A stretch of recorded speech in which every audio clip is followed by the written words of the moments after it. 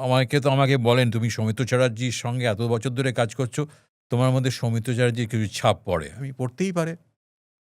তার কাছ থেকে তো আমি অনেক কিছু শিখেছি। আমি ২০ বছর তার সঙ্গে কাজ করার আ সুযোগ পেয়েছি। ২০ বছর হ্যাঁ, ভাবা যায়। ১৯৯৪ থেকে ২০১৩ সুযোগ পেয়েছি। সেইটা তো ছাপ তো পড়তেই পারে। এটা তো অস্বীকার করার উপায় নেই। ঠিক। সৌমিত্র চট্টোপাধ্যায়ের সাথে মানে কিছু মেমোরেবল স্মৃতি যেটা মানে এখনো মনকে নাড়া দেয়। মনকে কিছু নাড়া ব্যক্তিগত স্মৃতি। হ্যাঁ, উনার সঙ্গে ব্যক্তিগত স্মৃতি বলতে মানে আমি কাজ করতে, করতে উনার সঙ্গে কাজ করতে, করতে উনি আমাকে এতটাই ভালোবেসে ফেলেছিলেন, উনার ছত্রছায়ায় থাকতে, থাকতে আমিও কিছুটা প্রশ্রয় পেয়ে গিয়েছিলাম। যার ফলে আমি অ্যা মানে কি বলব? শ্রদ্ধা তো থাকতই।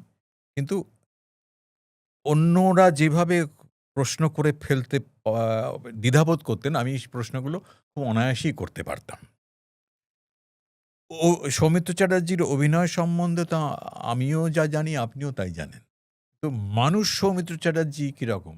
একদম কি বলবো? একদম নিষ্পাপ। হুম।